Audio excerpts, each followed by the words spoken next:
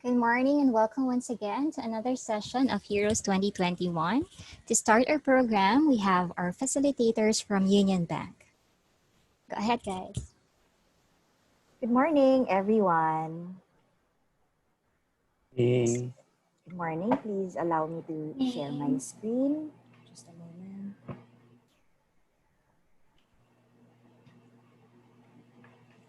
Okay, can you see my screen? Yes, ma'am. Yes. All right. So good morning, everyone. I'm happy to see some of you who were able to join us last Wednesday in the previous session. So I am Milch. I'm one of the facilitators today. I am a certified Microsoft Education Ambassador, and I'm also from Union Bank. I am part of the Human Resource Group and currently the Employee Relations Manager. So I've been with the bank for more than 8 years. So together with me today are Sir Derek and Carla. Good morning, Sir Derek. Good morning. Hi. To introduce myself, I'm Derek Nicdao. I'm an executive of Union Bank of the Philippines and also a certified Microsoft Education Ambassador. Okay.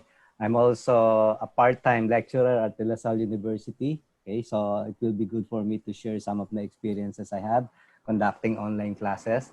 Okay. And I'm former also faculty member ng UP College of Engineering sa UP Diliman. So it's a happy that I will be in the company of my fellow co-educators sa academy. Good morning. Yes. And good morning, Carla. Good morning, everyone. I'm Carla. I'm a certified Microsoft Education Ambassador. I'm also part of the Human Resource Group of Union Bank. So currently, I'm the Senior Talent Acquisition Officer or part of the recruitment team in Union Bank. I've been with the bank since 2016. Good morning, everyone. Yes. Good morning. Good morning, Carla. And good morning to all of you. Just a reminder, feel free to use the chat box for any comments, suggestions, or feedback. And at the same time, feel free to click the Q&A widget and post your questions. We will try to answer those as much as we can. Okay? So our topic for today, it's all about blended learning, cognitive and personal dimensions of e-learning. So before we move on or before we proceed to the topic or to our main material, we want you to go to menti.com first. So these are the steps. Please go to step 1. Go to www.menti.com. Step 2, input the code 668362 and 2. And then number 3, type the 4 words that come to your mind when you hear the term blended learning. Sige, we'll give you time. Again, step 1, let us all go to www.menti.com.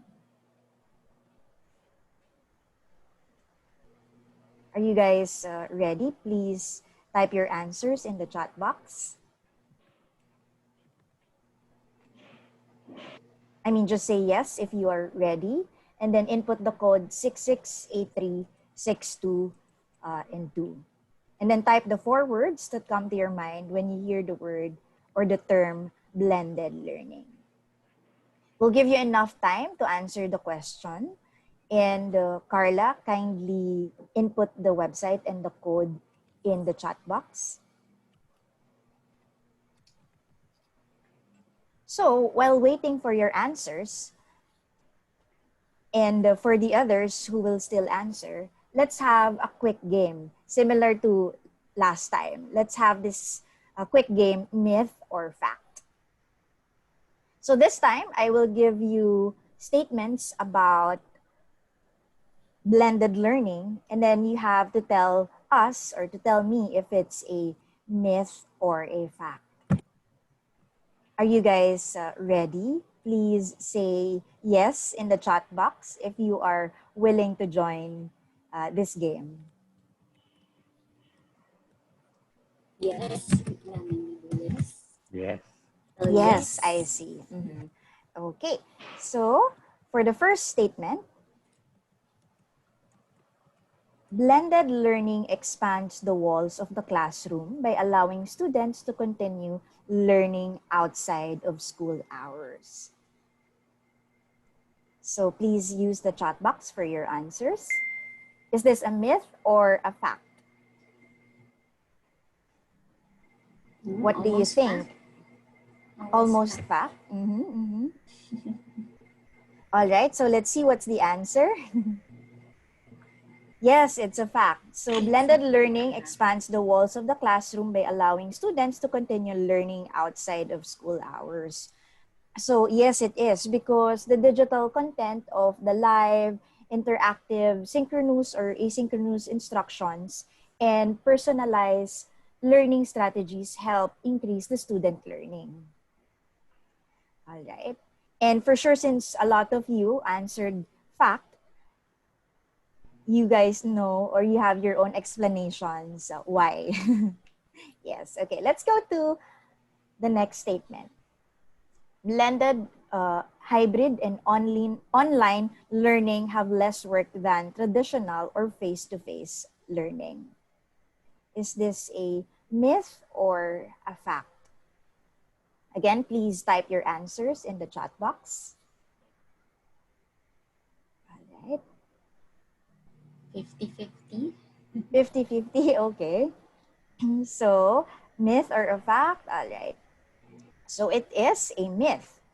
So, why? Because many instructors or institutions and students mistakenly believe online instruction is easy. But in reality, blended learning can require more time and effort from the teachers, students, and even from the parents. So, example, the preparation for traditional is around maybe 2 hours. You have to review the readings and the lecture for both students and the teachers. But for blended learning, of course, we have to include the parents na. So they also have to prepare their kids, and at the same time, they also have to review the material. So it means more hours. While for class time, for instance, reading in class versus reading the students post online, sometimes there are challenges, like for example, network problem, or there's a system problem or platform problem, so it might take longer. While for the group meetings naman, sometimes it takes longer if it's with the blended learning, because it's more difficult to look for your group mates or to look for the students compared to, let's say, right after the class, diba? If it's a traditional setting, you can easily uh, talk to the students right after class. This time, there are limits. What if, let's say, for their internet connection, they can only be online within the time frame of the class and they can no longer extend afterwards. Okay? How about the third statement? Blended learning is a linear process. What do you think? Is it a myth or a fact? Again, please write your or type your answers in the chat box.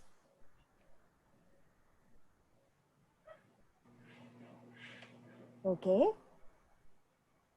Yes? All right. What do you think, Sir D? What's the answer here? Okay, yung blended learning, okay, medyo hati yung sagot nila eh. May fact and myth eh. Okay? Siguro, just to be able to contextualize this, if the blended learning is done correctly, it is not necessarily a linear process. Okay? Kasi pag sinabi kasi nating linear process, di ba, we follow a certain path kung paano natin siya dinidevelop, kung paano natin siya ino-offer, kung paano natin siya kinoconduct. Okay? Pag tinama kasi pag yung if done correctly, kasi kasama sa blended learning is the online process. So, yun yung isipin natin. It is a mixture of what we traditionally have and the online process. Pagdating sa online process, ang daming other options for the students to be able to gain additional knowledge. Okay? So, hindi siya technically a linear process, but it is really a mixture of all the things that we are doing in order to partake kung ano yung mga lessons that we are providing to the student. Okay? So sorry din sa mga nagsagot ng fact. Okay? You have to understand how the blended learning process is tactically being done. Thank you, Milch. Yes, all right. So now let's go to the fourth and the last statement. All blended learning classrooms are student-centered. Okay. Pag sinabi nating student center, ang iniisip kasi natin, ano ba ibig sabihin ng student center? Ang student center is parang on their own, yung student ang nasusunod kung kailan niya gustong kunin, kung kailan niya gustong i-take yung course, etc. and so on. Now, dito sinabi, isipin uli natin we're talking about a blended learning process. So, hindi porke gumamit ka ng online materials para turuan yung mga estudyante, nagiging student-centered na siya. Kasi isipin natin, we're trying to come up with a mixture of how are we going to deliver it. So, hindi yung, ang ano dito, ang keyword dito kasi nakalagay all Okay? Not necessarily.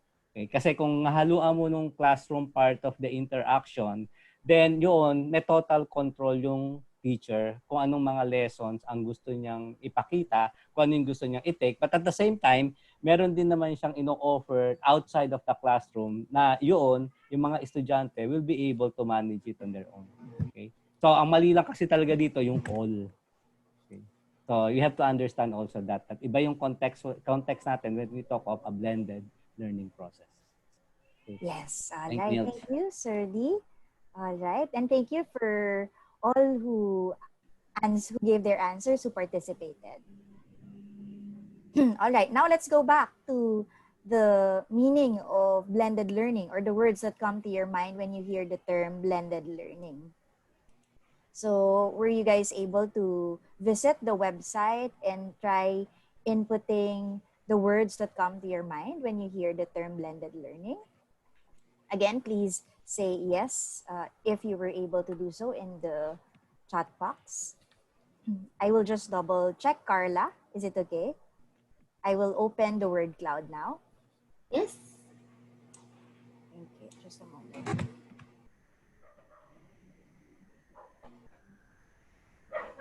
Okay, so we can see that a lot of you provided their answers. Just a moment, let me share. Carla will be discussing the meaning of blended learning. All right, so again, please allow me to share my screen.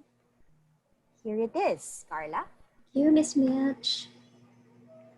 So, good morning again, everyone. Ayan.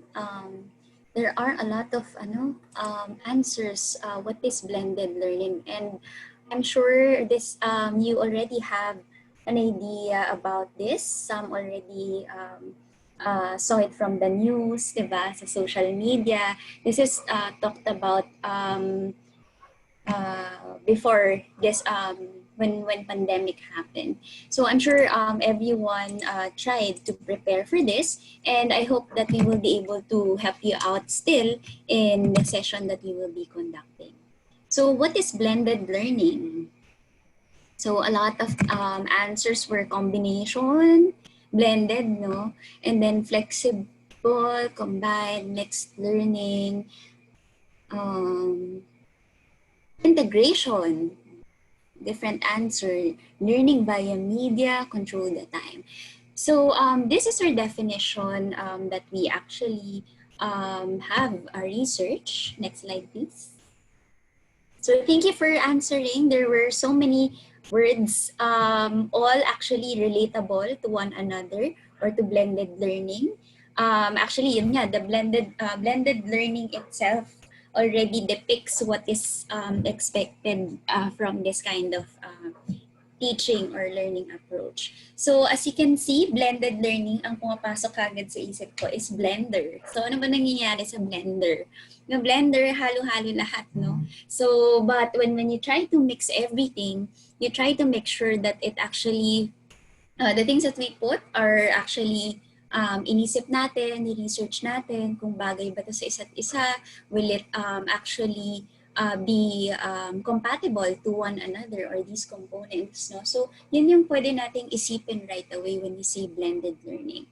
So based from our research, Horn and Staker, defined blended learning is a formal education program in which a student learns at least in part through online delivery. So i-highlight natin yon, and content and instruction with some element of student control over time. Place, path, or at least part at a supervised brick and mortar location away from home. So it actually tells us it's a personalized learning experience. No? So the components were two. So it is online, and at the same time, we also control the students over time, path, or pace. Next slide, please.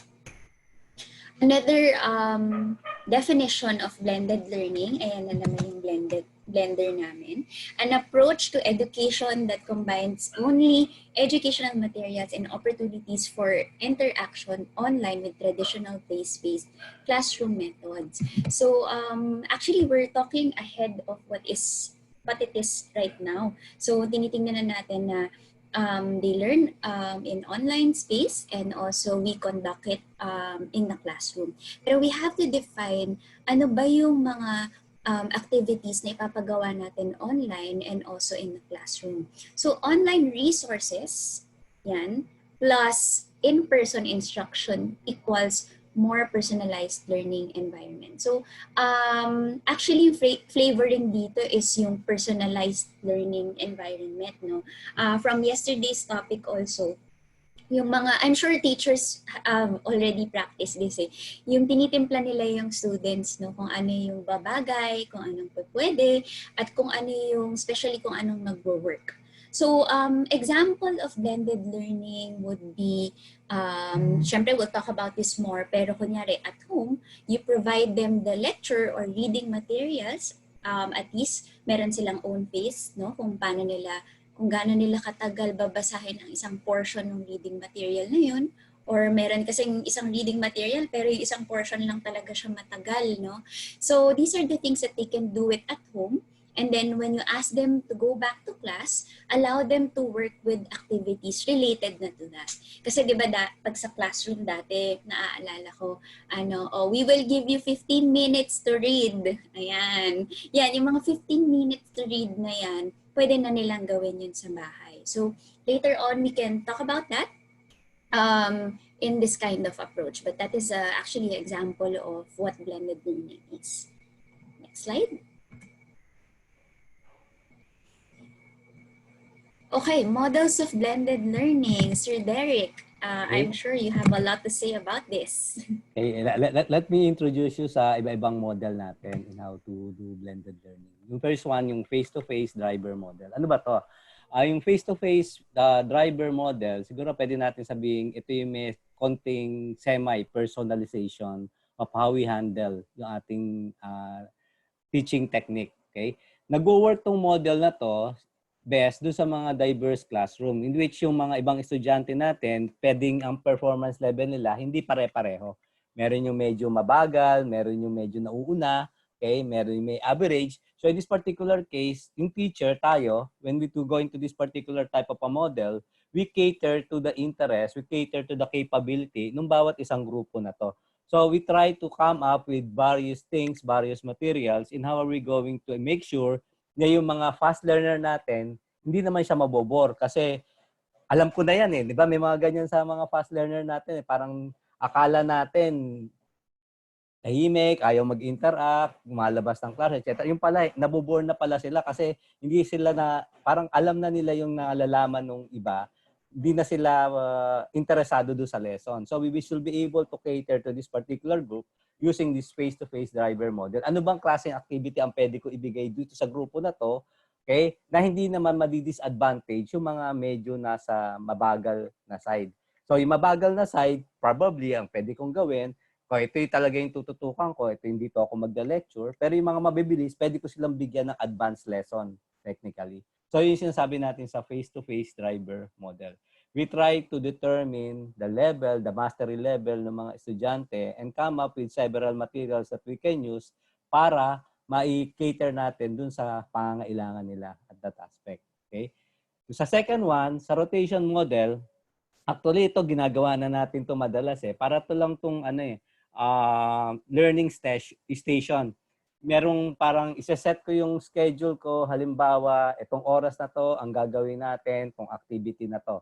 Okay? Lahat tayo, may group work, lahat kayo, meron kayong gagawin, etc. And so, magsusupervise ako sa teacher. Tapos, tong time na to, ito, puro lecture lang tayo. Makikinig kayo, upo kayo. So, ito yung usual thing that we are doing in a classroom wherein we try to block off certain part of that particular schedule dun sa activity. So, nire-rotate natin yung aspect of where we do the actual parang classroom type, of where we do yung actual sinasabi nating online session, where we do the usual other stuff na pwede natin gamitin yung technology to be able to again, manage kung ano yung goal natin, na learning goal natin para doon sa mga estudyante. Okay? Next deck, Milch.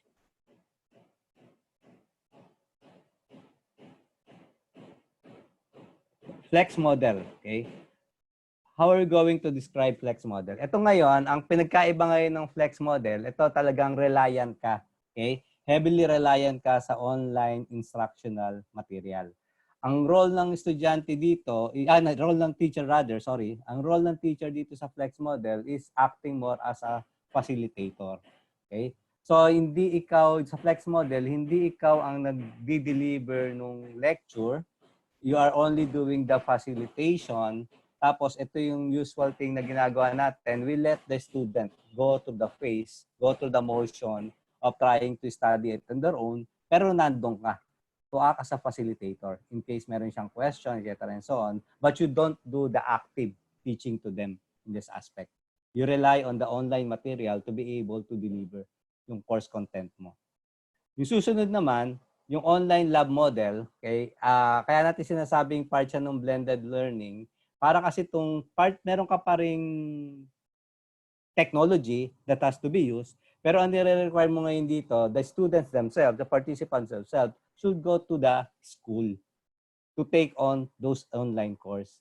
So similar to imbis na sa bahay ako gumagawa, meron akong controlled environment dun sa school wherein I will ask all students to be there and perform yung kanilang online learning dun sa area na yon.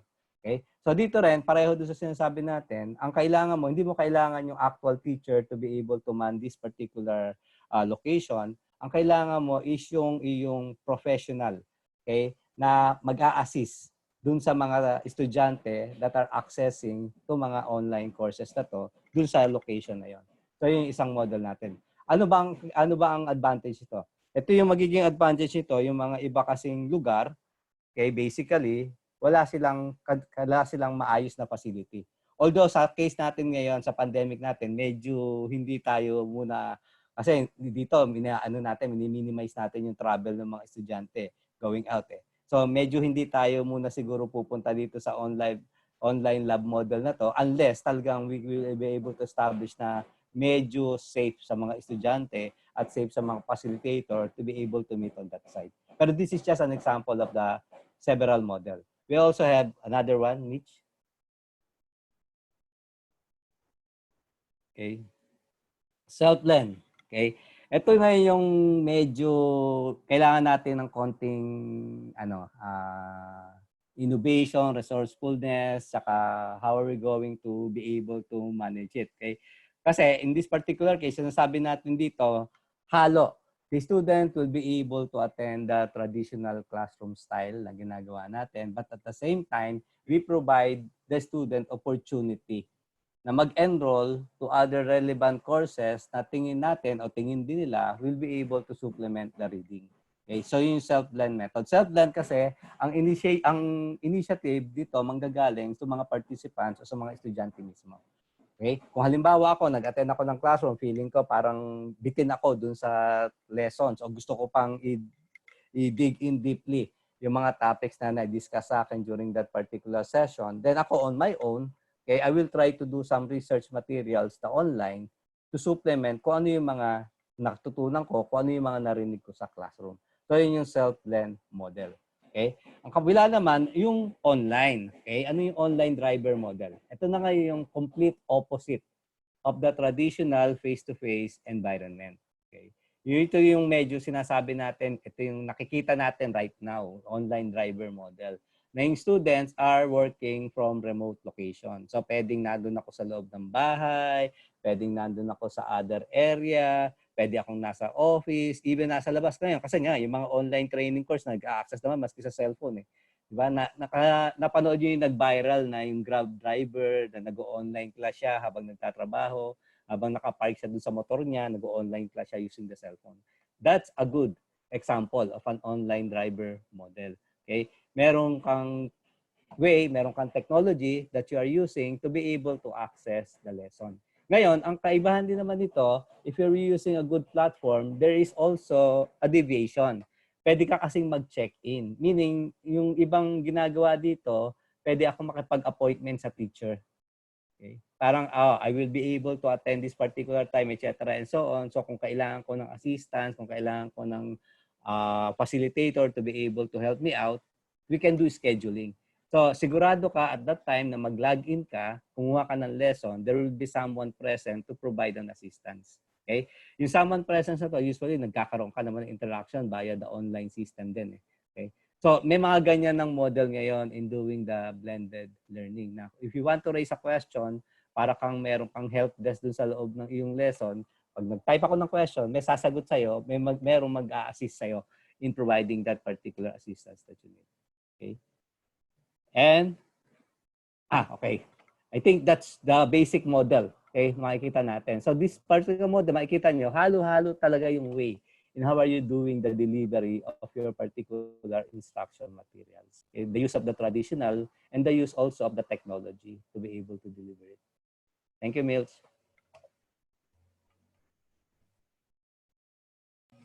Okay, for the elements of blended learning, thank you for switching the slide, Ms. Milch. Thank you, Sir Derek.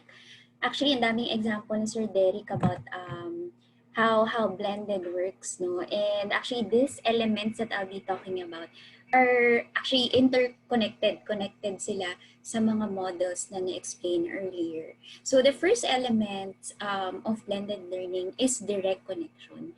So as per our slide, direct instruction and online components of a blended learning classroom should be tightly connected.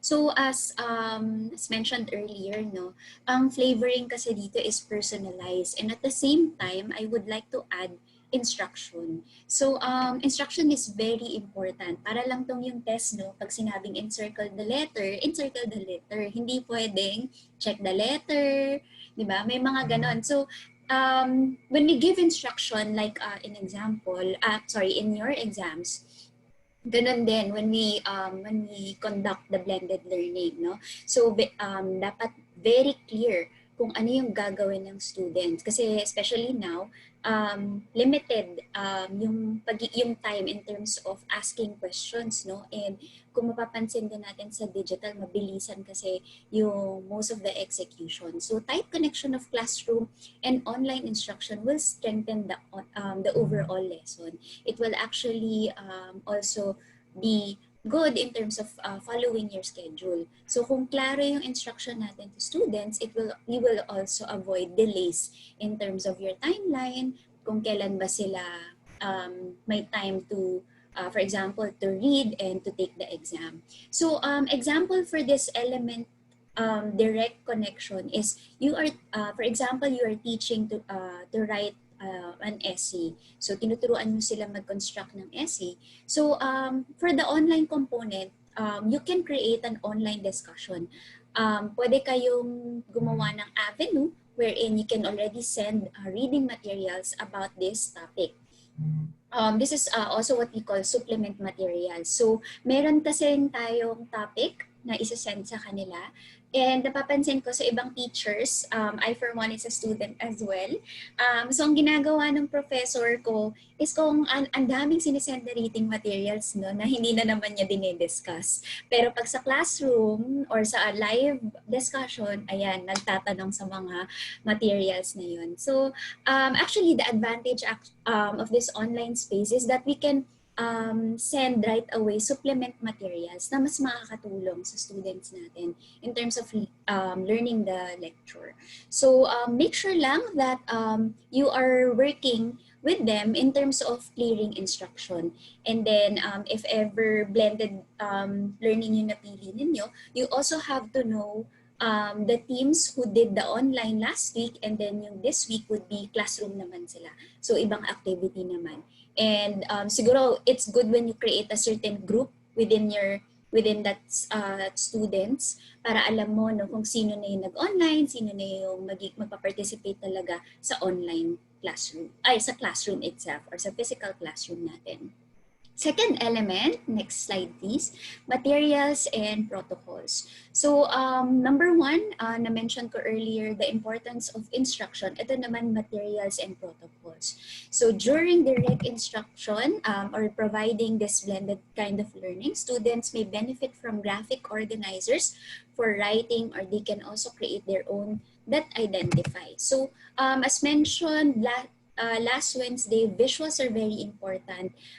Especially in online. No? So as you can see, again, yung slide natin, may mga gumagalaw, may mga graphics wherein we are actually enticed to read, no? And to be mindful about the material. So using graphics or tools while teaching online is actually beneficial. Example, so when you ask them actually to read materials online, ang ginagawa ng mga students sa bahay niyan is may papel yan at pencil, no? Or ball pen. Sinusulat nila yung notes while reading the material. So these are the tools that they can actually help them to be mindful about the content of the reading material.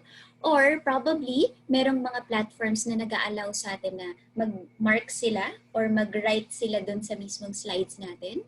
So pag mga ganyang activities, maghanap kayo ng interactive type of setting, no, that will allow these students na maging interactive, sumunod sa lecture natin, and then these tools will allow them to absorb what is being really discussed by the teachers. Next is clear and learning objectives. So this is another element of blended learning. So the objective is like a roadmap. It has to show the direction where you are headed and the topics that you will be covered to achieve the goal. So as mentioned, para lang yang sa companies, no, meron tayong mga vision, mission statement. So lahat ng ginagawa natin revolves on that mission statement or vision, mission statement. So this is this objective will mainly talk about the journey also. So important yung objective, but also the journey is actually important to consider. So for example, sorry. Ayan. So for the clear learning, it has to be said, no, at earlier pa lang. So magsa-start pa lang yung lecture, magsa-start pa lang yung class, klaro na sa mga students natin where we are heading. And para in terms of inquiries as well, no, guarded din sila na parang hindi ko na-meet yung objective or yung kailangan namin gawin for this lecture. At least on they know what to raise, and meron silang proactive na sila to tell their teachers na hanggang dito pa lang yung naiintindihan nila sa mga classes or sa mga lectures natin. Right? Next is fourth element of blended learning, strategic follow-up. So pay attention to or emphasize the important components of the lesson and have a clear purpose. So ano ba yung kaibahan nito sa clear learning objective? So for this, this is mainly talking about the journey to objective. So ano yung naging process to heading to achieving that kind of objective. So I'm sure ginagawa natin to sa work natin, yung daily check-ins, no? To ensure that there are no gaps naman sa mga ginagawa natin on a daily basis. So as teachers also, you can actually create your own daily check-ins to make sure that there are no gaps on the lesson planning. So always naman when we do something, there are alterations. We have to consider changes as well along the way. So check the online component. That's also one thing that you can consider. The activity, allow them to share viewpoints or reactions para we can alter based on what they really need. No, at the end of the day, ang important naman is for them to learn from us, no, or to learn the lecture or to achieve the objective that we actually shared bago pa mag-start yung lecture nila. Or purpose is to also reflect on the process. So make important connections as well, no? So kung gusto niyo makakuha ng instant feedback, dapat early on pa lang nagki-create na kayo ng community nila. So para sanay sila, no, na dito pala sumasagot yung teacher namin, dito pala sumasagot kapag may questions ako sa mga assignments. So you can actually make them feel na nandun ka, no? Na nandun ka sa platform na yun para they can easily contact you if they have questions on their activities. And to make sure at the end of the day that we facilitated well in the activities na kinoconduct natin sa classes. Okay. Next element is good communication. So I think ito sa lahat naman ng aspect again in life, it is important to have a good communication. So introduce a platform or avenue where you can communicate with the students just in case they have questions or queries and feedback. Provide your contact information so students will be encouraged to communicate. So actually, the same thing, no, na na-mention ko earlier na build a certain community. Na-experience ko now, may mga tao na kung ano na lang yung nabuksan nila no? Messenger, Instagram, Facebook, kung ano yung makita nila, kung ano yung malapit, at kung nasa na silang platform, doon ka nila kakausapin. So, it depends on you kung gusto niyo ng ganong way, pero pwede rin tayong mag-create ng one avenue para at least hindi nagkakalituhan si students or si teacher na, ma'am, nag-message ako sa'yo sa Messenger 2 hours ago, mga ganyan. So, maganda to create for them to know kung saan talaga sila pupunta, no? Or saan talaga, kunyari, pag assignments, ito talaga yung avenue natin. Contact information is also maganda rin siya na na backup, no, just in case, no, at least they know when to contact you na hindi internet based, kasi ang concern naman minsan is yung internet connection naman ng students. So again, hindi naman tayo pare-pareho lahat ng tools, pare-pareho ng internet connection, iba-iba yung locations natin. So it's also good that we still sometimes nakakalimutan na natin magbigay ng contact information. Again, of course, if you are comfortable to provide that number or mobile number, no, to be specific. This is also a good way to filling up the gaps, as mentioned. Kung meron tayong mga naging, syempre hindi naman parating perfect ang facilitation, mga facilitate natin, no, pag-facilitate natin. So it's good also that this element to consider to fill up the gaps kung ano yung naging question kay student for this lecture, at least real time siya nakakarating sa atin. And as mentioned kanina, we keep on enhancing what we facilitate, what content works, or how we engage with students. Ito yung mga pinaka-important na parati nating sinisilip sa blended learning, no? Kung naging effective ba tayo, ito ba yung avenue, tamang avenue, at natututo ba yung mga bata from how we do it or how we conduct it. Okay, last element, a well-trained teacher. Okay. So actually, from our last session, no, may mga questions din kasi yung mga teachers na paano ba to gagawin, no? Parang don't get intimidated with the term well-trained, no? So teachers should be properly trained for the blended learning course. Blended learning requires training on software and hardware management. Sino bang hindi bumili ng sino ba ang hindi bumili ng cellphone dito? Lahat naman tayo siguro bumili na ng cellphone. Lahat naman tayo siguro bumili na rin tayo ng computer, ng tablet, ng iPad. Ganun lang din naman. When we try to learn this approach, no, lahat naman to bago yung itsura, di ba? Nire-research natin sa YouTube, sa Google. So ganun lang din, no? When we conduct a blended learning, lahat naman inaaral talaga natin, and lahat naman trial and error. So number one yun, don't get intimidated. Not just because this is not the usual thing that we do, it doesn't mean that we cannot be expert or trained, no, or or self-taught, di ba? Ako, nanonood ako kunyari ng makeup tutorial, o, di ba? So, napapansin ko, hindi man perfect, nag-i-improve the way I do things or the way I do it, to be specific. So, napatingin siguro sila sa makeup ko ngayon. No? Okay, so the 2 points to master actually is to understand what the student needs and design the course accordingly. So, again, we have to be cautious on naiintindihan ba ng students kung ito yung approach na tinuturo ko. And of course, anchor to that is the design of the course. No? So, depende kasi if you're teaching math, Filipino, di ba? Arts, ayan, challenging ang arts. Okay, in blended learning, it's instruction-based. So as mentioned earlier, dapat very clear ang instruction natin. When we ask them to do something or even kahit assignments, no, dapat klaro sa kanila. Like ako, for example, meron sa akin pinatake. So sabi niya, ang classes namin is every Saturday. Pero sabi niya, magpapa-case study daw siya ng Wednesday. Okay.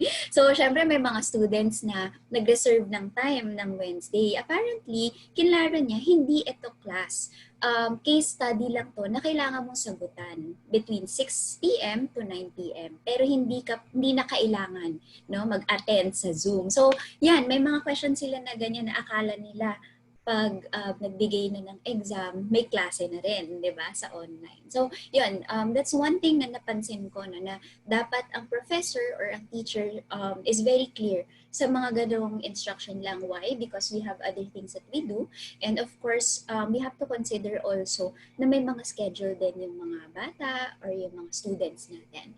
So, again, make it as clear as possible. So, being well-versed to technology is another topic, okay? So this is something that you have to learn on your own. So, may tinatawag nila na practice makes perfect, but ako, I believe practice makes progress. That's very important now. No? So as long as you create or as long as there is progress, you're doing well, we have to make sure lang that we know the technology that we are using. So we know also how to navigate. Kasi at the end of the day, tayo naman din talaga yung tatanungin ng students. Like, hindi lang siya magtatanong ngayon sa lecture, magtatanong na rin siya sa mga function na ginagamit nating app, no? So, or mga pinipili nating avenue. So, we have to make sure na kung ito yung napili niya na avenue, dapat alam din natin to how to set it up and also how to help our students. Nabanggit ni Sir Derek, pwede naman tayong magkaroon ng assistant teacher virtually, assistant student virtually. Yan ang naisip ko na nabanggit ni Sir, no? So, pwedeng ikaw magpa-admit ha kasi nagle-lecture ako, 'di ba? At least natututo din sila eh. And eventually, kunyari if they hold meetings for their group work, 'di ba? It's something that they also will be trained, no? So, that's one thing I think na naisip ko na pwede natin gawin as teachers, no? We learn with our students if we can really get ahead. The important thing is hindi to getting ahead. It's really more of getting used of what it is or what they call the new normal before at ang tawag na nila ngayon is now normal na. So ito na siya talaga, no? So just to give you an overall conclusion of this portion is what I can actually advise is there is nowhere to go but here. No, online learning will always be around the corner. Alalahanin niyo na lang, wala namang tao na hindi bumili ng bagong cellphone. So parang ganun lang din siya. Learn the functions, research about the setting. There is trial and error. But right now, both physical and virtual are very important space already, or these are already learning space that matters the most. No, our role is to ensure that students will be guided and also we will be effective in the approach in this, especially in this blended learning, because I'm sure papunta na rin tayo sa ganitong setup once everything goes well, no? Better than what it is right now. All right. That's it for elements of blended learning. How about the tips, Sir Derek? Okay, siguro ito yung medyo inaabangan natin di ba? Ang usual question kasi natin, paano ko i-manage? Paano ko i-set up tong aking blended learning process? Okay? So let me share with you some of the good tips, okay? Na ma-access natin. Yung unang-una, ito yung pinaka-importante for me. Okay? Use a well-organized, easily navigable learning management system. Madaming available na learning management system ngayon existing. Okay? Pwede kang gumamit halimbawa nung Canva, pwede kang gumamit nung sa Google Classroom. Okay? I don't know yung iba pang commercial type ng navigable learning management system. Ano ba sinasabi natin doon sa learning management system na to? Ito yung exact replica of how we try to manage the classroom.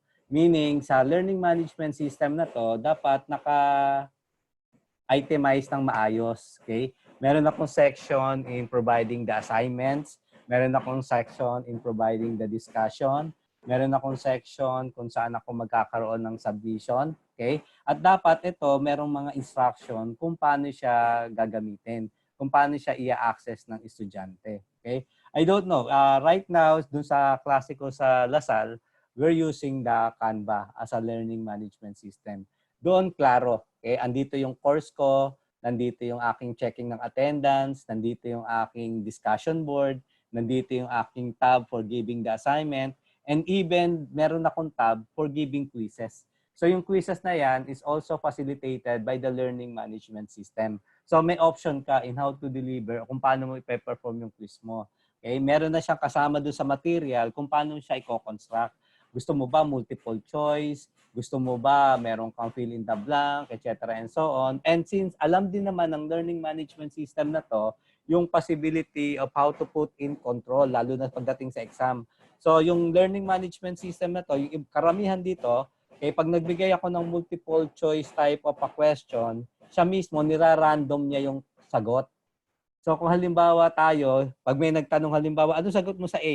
Okay? Ano sagot mo sa question number 1? Okay? Hindi niyo pwede sabihin ng kabila na A. Kasi pwede yung A niya, iba dun sa A mo. Kasi nag-random yung selection ng question. So that is also one of the control that is being put in a learning management system, knowing kasi na possibility na pwede magkaroon ka ng leakage ng mga sagot during the exam. Yun yung pinaka-binabantayan natin, di ba, sa teacher. Na kailangan may integrity yung exam ko, kailangan protected yung exam ko. Okay, may capability din siya to randomize the question. Meaning, pag tinanong mo, ano yung sagot mo sa number 1? Yung number 1 niya, pwedeng iba naman doon sa question number 1 ng iba na nagte-take na exam. So, yun yung sinasabi natin na dapat yung learning management system mo will also be responsive doon sa controls na kailangan mo. Tapos, sa learning management system na to also, nandun yung rubric. I don't know if everyone is using a rubric. Okay? Yung rubric kasi, ito yung several set of criteria that you are imposing every course. And andito yung mga weight mo, kung ano yung mga grade equivalent sa bawat performance, sa bawat productivity na binibigay ng estudyante mo. So basically, transparent ka in how you try to provide grading dun sa mga estudyante. Kasi minsan nagiging question bakit naging ganyan ang grade ko? Ganito naman yung performance ko, etc. and so on. Mas mahirap yan pagdating dun sa blended learning, pagdating dun sa mga online type of a course. Anong basis nyo sa grading? So kung meron kang rubric dito sa iyong learning management system at transparent kung paano ka nagdi-distribute ng grade at ano yung mga grade nila sa bawat activities that they are submitting to you, okay? There should be no possible question about the grades ng mga estudyante na nakukuha. Okay? So meron kang transparency. So yung sinasabi natin na dapat ma-identify mo anong learning management system ang pwede mong gamitin. And second, use interactivity tools to make synchronous learning more effective. Sabi nga natin, in this particular case, meron ka pa rin part of synchronous learning. Tinake up natin to nung last session. Sabi natin sa synchronous learning, lahat sila participant in one venue. Okay? Kahit na online siya, sabay-sabay sila, etc. So for you to have an effective blended learning, kailangan may capability yung iyong learning session or learning tool to have an interaction. Kaya nga sabi natin, gaya ng ginagawa natin dito, may chat box tayo. Okay, so kung may question kayo, somebody will be able to type in yung question nyo sa chat. Okay, and then interactive. Pwede namin sagutin kagad kung ano yung question nyo. Meron din tayong QA portion dito sa tab natin, meaning pag may important question kayo, you can easily facilitate the interaction and masasagot kagad. So yun, kailangan dyan sa design natin sa blended learning. Okay? Kahit sabihin natin ganito, webinar, online, etc. and so on, then we have to make sure that we still maintain the interaction that is necessary for the participant. Yung flipped classroom, how do we say flipped classroom? Yung flipped classroom kasi ito yung tipong binaligtad natin yung classroom. Okay? In the actual sense of a flipped classroom. Pag flipped classroom kasi, yung mga instructions na nakukuha ng mga estudyante are being received outside of the classroom.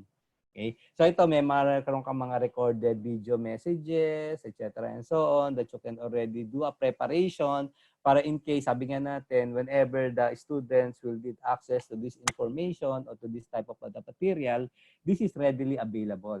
Okay? Kaya nga tayo blended kasi we try to cater to a different need also na baka yung mga ibang estudyante, hindi tayo pare-pareho ng time when I can access the material. So I have to prepare a flipped classroom, meaning outside of the regular type of a classroom, I will also be able to deliver some of these materials. Okay? Next slide, Nils.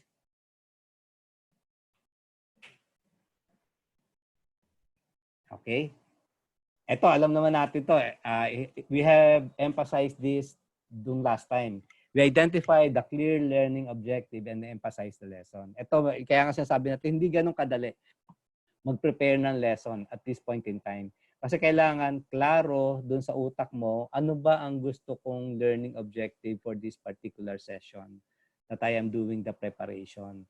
And I have to focus my attention dahil alam ko naman pagdating dito sa mga ganitong klase, madaming distraction yung mga estudyante natin. So kailangan ko ng way for me to be able to identify paano ko magpalagyan ng emphasis yung lesson, yung aking learning objective.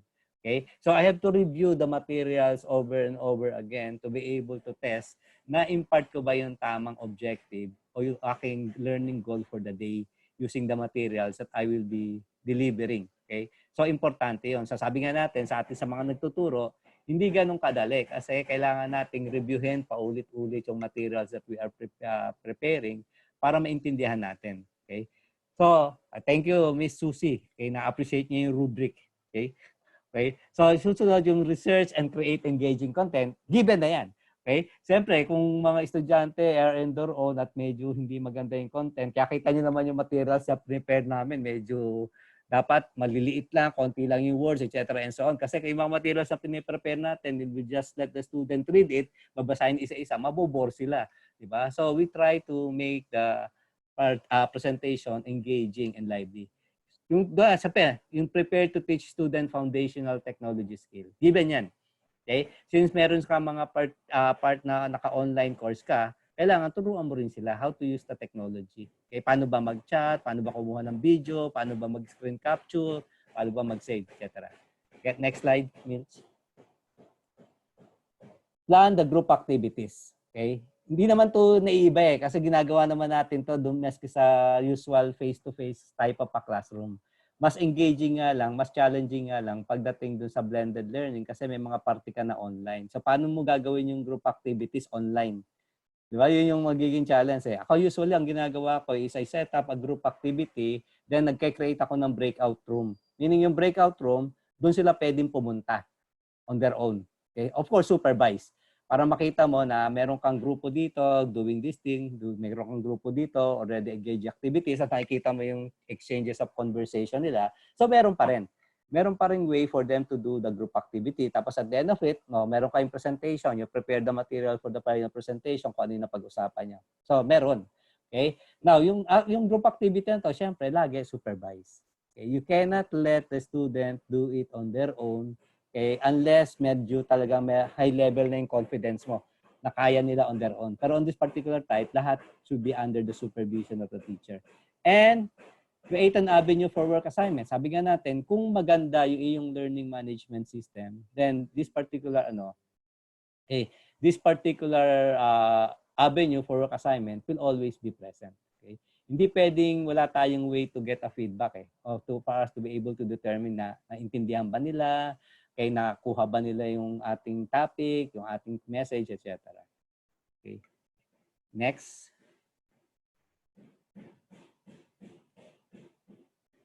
Okay. The pacing is important. Okay. The pacing is important. Okay. We have to consider also the profile of our student. Okay. Kailangan kilalanin natin na sino ba dito yung medyo may challenges. Not only the disability, but also yung kanilang technology that is present also. Okay?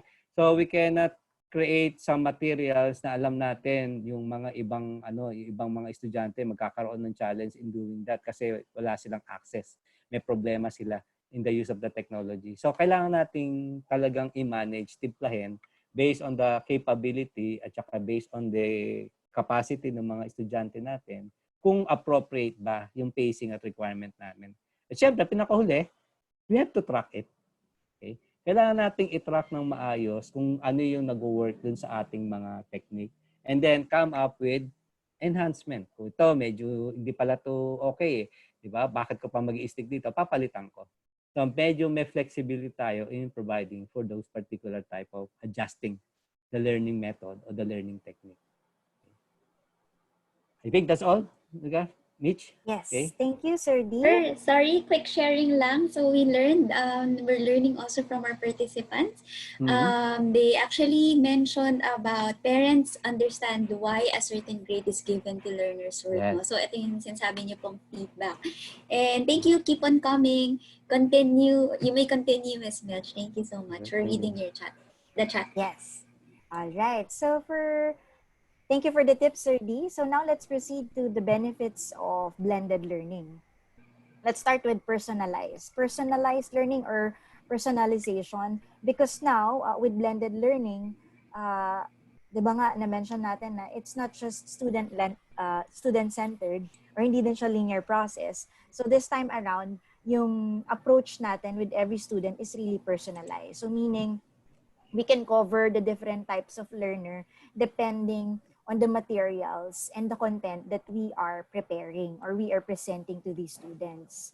Next is tech literacy, not only for the teachers, but at the same time for the students and for their parents as well. So meaning we are also empowering the roles or our parents na matuto din sila na gumamit ng mga iba't ibang platform or even tools for learning.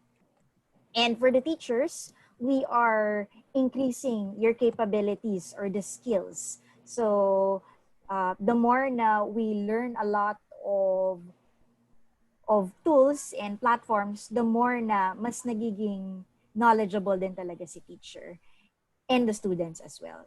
Next, round-the-clock access to training resources. So this time around, hindi na excuse yung naiwan ko sa locker yung libro ko or naiwan yung notebook ko, yung assignment notebook or yung homework sa school because this time around, nasa bahay na sila. Maybe ang magiging problem na lang or challenge is the internet, but since we're giving them enough time naman, so meaning may access na talaga sila sa iba't ibang resources. So if we give them modules, so they can access or they can read it at home, diba? And at the same time, they can do research naman online. Next, yung na-mention ko nga is the parental involvement.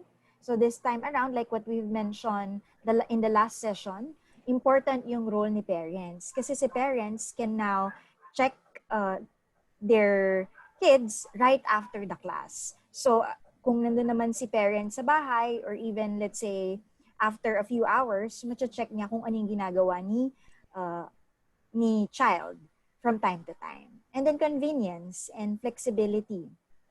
So this time, again, may convenience kasi we can do it anytime, anywhere. So if we're using our mobile phones or laptops, yun nga lang, I think may mga materials na may limitations din. Na sometimes it's best viewed using this particular browser or desktop version. Sometimes naman it will work best using our mobile phones. So dapat clear talaga with the students, you have to inform them kung ano yung dapat nilang gamitin para hindi sila magka-problema. Kasi sometimes ang nagiging reason, ma'am, hindi po namin nakita yung isang part ng assignment. Kasi sometimes kapag sa mobile phone, may hindi siya nakaka-capture. Or minsan naman kapag iba yung version ng internet browser niya, hindi rin niya nakikita. So I think yun yung mga challenges. So dapat then as teachers or instructors, we also have to see or to review the browsers and check other options para lang meron ding tayong maibigay kina students. And then ability to teach to multiple learning styles in one classroom.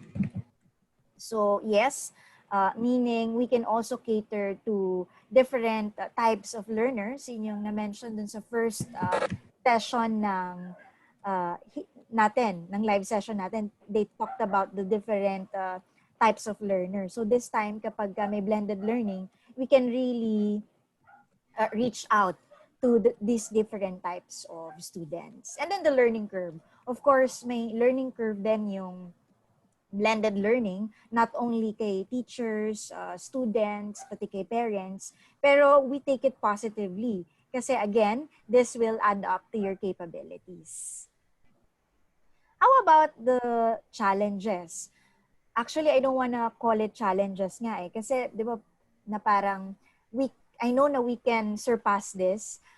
Baka for now lang tong challenge na to, but eventually, di ba, mawawala din siya. Or maybe to some of you, hindi na siya talaga siya challenge. The first one is the infrastructure. I know that DepEd already conducted the orientation and a lot of trainings for the infrastructures or for the technology and even the platforms that you guys will be using. So I know for some, available na siya.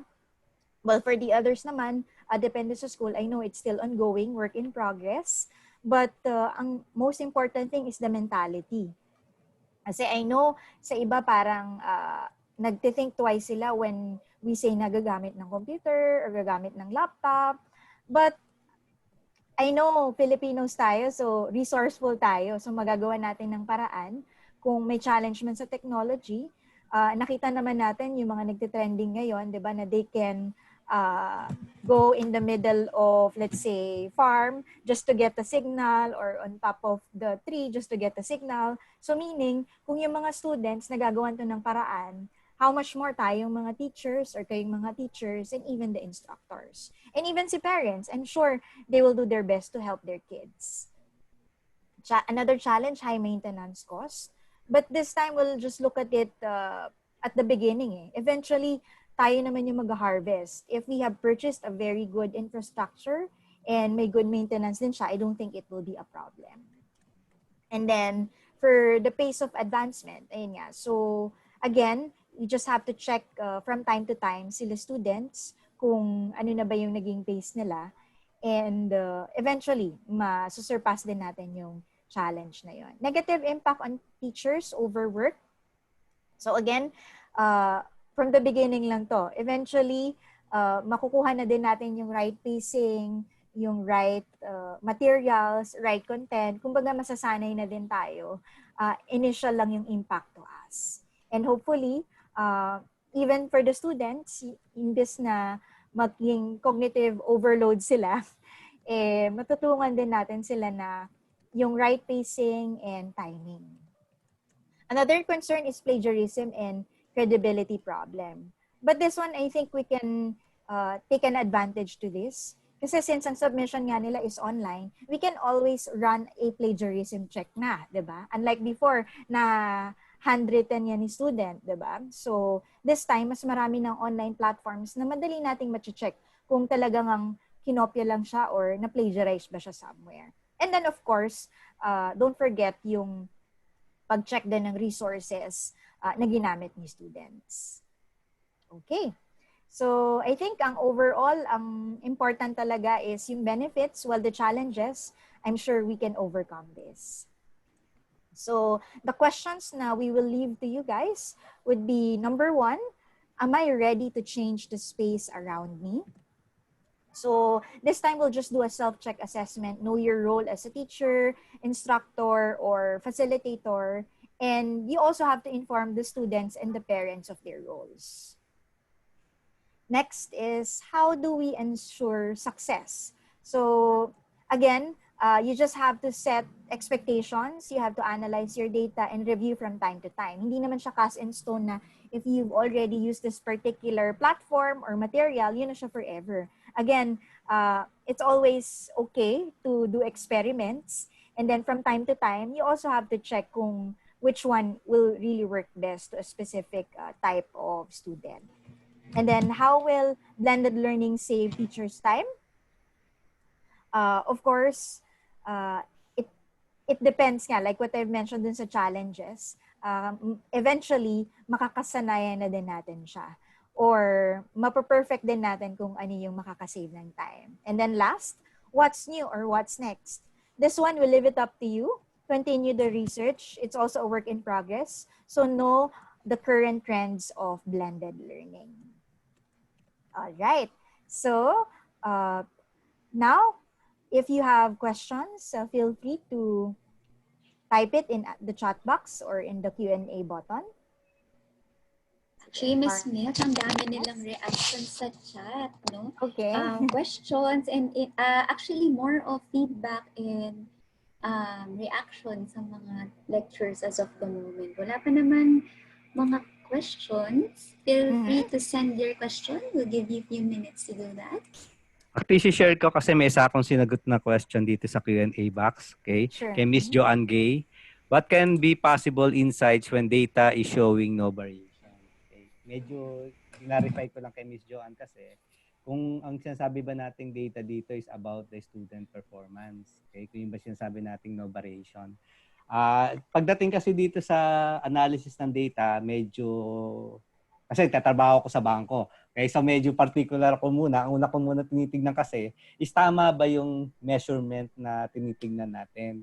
Okay? Kasi minsan na-alarm tayo na bakit ito hindi gumagalaw, bakit ito ganito to mababa, etc. and so on.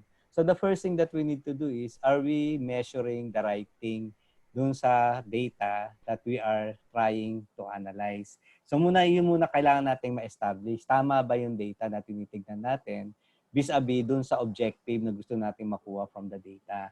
Okay, ngayon, pag nakuha na natin yan, na tama pala siya, yung talaga yung gusto kong i-measure, then ang titignan nating susunod, parang ano lang yan parang experiment lang sa science na titignan ko lang kung ano ba yung mga factors na naka-apekto dito sa mga data na to. Kasi ganoon naman tayo sa totoong buhay, di ba? Lahat ng numbers na yan, merong mga nagtitrigger. So ano yung nagtitrigger dito? Kung grade ng estudyante yan, titignan ko, ano ba nagtitrigger dito? Yung recitation ba? Yung quiz ba niya? Yung attendance ba niya? O yung final grade ba niya sa exam, etc. and so on. So we will be able to drill down on those set of data for us to identify saan tayo pwede magkaroon ng improvement.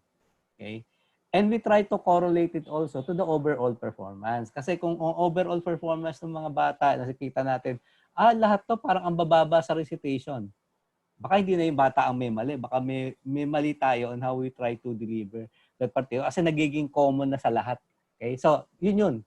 Di ba? That's what we try to determine kung paano natin siya i-assess yung mga performance data that we're trying to manage or come up with an assessment. Okay. Tapos may isang question dito, how to create a breakout group. Okay? Ang usual na ginagawa ko, ma'am, sa breakout group, kasi doon sa learning management system, may group tab talaga. That meron akong magse-set ako na ito, group 1, group 2, group 3. Tapos bawat group na yan, may sarili-sarili silang discussion. Kung wala yung learning management system na yan, all we can do is, halimbawa sa Zoom, mag-create ka ng separate schedule, bawat grupo. Okay? Doon sa Zoom meetings mo. And then always make sure na ikaw in and out ka. Hindi ka naman kailangan mag-stay sa lahat Kaya in and out ka doon sa mga meeting para lang nasusupervise mo. So, yun yung one of the option. Kung hindi talaga kaya o wala pa tayong available na learning management system. Yes, just to answer, I think if hindi rin available yung Zoom or yung learning management system, maybe in Messenger or in Skype, you can create groups. So meaning, hindi naman necessarily na kailangan umattend tayo dun sa mga meetings nila groups or nila students, but ma-monitor lang siguro kung meron na bang nangyayari or nag-meet ba sila or may mga conversations ba sila. So meaning we are there in the group. So, siguro yung iba mahihiya, gagawa din sila eventually ng sarili nilang group, but at least they are aware na meron palang, monitor pala tayo ni teacher, meron tayong Skype, or meron tayong Messenger, so kailangan pa rin natin mag-message doon. Sorry, are we open to still to answer one last question from Miss Rodelyn? How do we manage our students who are unmotivated or off task?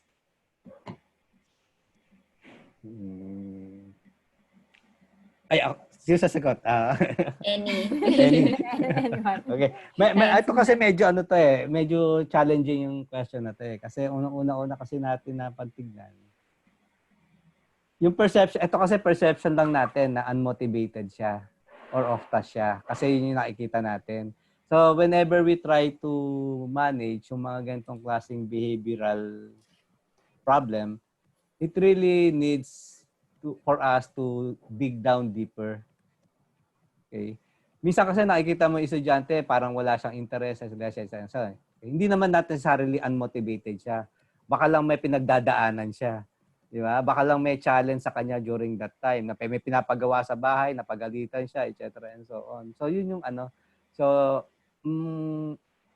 ang una siguro kailangan natin tignan is, kailangan natin i-assess muna kung ano ba yung pinanggagalingan ng problema ng bata in that particular sense. Okay? Kasi hindi naman ano yan eh, ako, relating the experience. Okay? Meron akong estudyante, laging late dumarating. So, ang feeling ko, hindi siya, parang walang importante sa kanya yung subject ko. Lalong-lalo na, it's 8 a.m. Nagsisimula ako ng klase sa Lasal at 8 a.m. Nagsisimula na ako ng klase every Saturdays. So, 8 a.m., lagi siyang late, perennially late, etc. and so on. So, akala ko hindi siya interesado. Pero nung may chance akong kausapin siya, yung pala, meron siyang maliit na mga kapatid, siya pala yung nag-aalaga. Okay? So, talagang hirap siya gumising ng maaga. So, talagang nalilate siya, challenge sa kanya. So, hindi siya interesado, pero may challenge talaga sa kanya to be able to attend an 8 a.m. class. So, given that, mas naintindihan mo. Okay? Mas na-size up mo kung paano mo i-manage yung situation at that point in time. Okay, thank you for that question. Yes, all right. So, yeah, thank you for your comments, feedbacks, and all your suggestions as well. And I hope you guys learned a lot from us today. And we look forward to seeing you again tomorrow because that's going to be the third session. So, have you enrolled in Heroes 2021 online course or not yet? So, for those who have not yet enrolled, so here's the video or here's a lay of names to share how to enroll. Okay? Thank you, Milch. I'll just take this opportunity to invite our teachers once again to enroll in Heroes 2021. So, we are getting questions, what is the difference daw kasi ng Zoom session natin with Heroes course. So, yung sa Zoom po kasi is a type of the synchronous class as we have discussed in the past session. Tapos po yung Heroes 2021 is the asynchronous course. So, this is a self-paced class. So, you can stop and start anytime kung may free time po kayo. So, let me just guide you on how to enroll. Very easy lang po talaga yung steps natin. So, just go to your browser po, your Google or your Internet Explorer. Tapos, type na lang po yung Heroes 2021. Click the website. Yan po. Tapos, you will land on this page. Create new user, sign up lang po tayo. So, full name, email address, the password. Tapos, sign up lang po. So, once sign up, you will land again to this page. Click yung all courses. Makikita po natin dito yung mga offered na course ni Heroes. Piliin po natin yung Union Bank and City Savings Bank. This is worth 3,000 course. Yan. And then, makikita po natin dito yung schedule ng mga webinars natin. And yung mga topics. So, hindi po tayo dyan magre-register. That's for Zoom. To enroll po dun sa course, makikita po natin yung list of courses. So, mga 1 minute to 5 minutes lang po yung each item. So, don't be discouraged po if you find it long. So, saglit, lang po talaga, very brief lang siya. So, when you scroll down, makikita nyo po yung click here to enroll. So, click lang po natin yan. And then you will proceed to the order summary. Click add coupon. And then use the coupon codes provided by Union Bank or City Savings para po we can avail of the course for free. So wala po tayong babayaran po dito. So either the City Savings coupon code or Union Bank, it will work po. So just take a picture of the code. We will also post it in the chat. Yeah. So there po, thanks for enrolling. So tapos na po yan and then you go to the course curriculum. So pwede na po kayo mag-start ng course. So this is self-paced. You can start and stop anytime. There. So very easy lang po siya. So there. Thank you, Milch.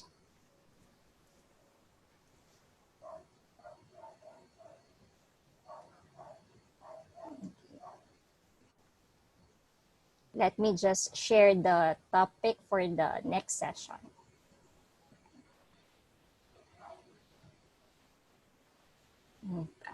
Milch and team, could you please invite them for the next session?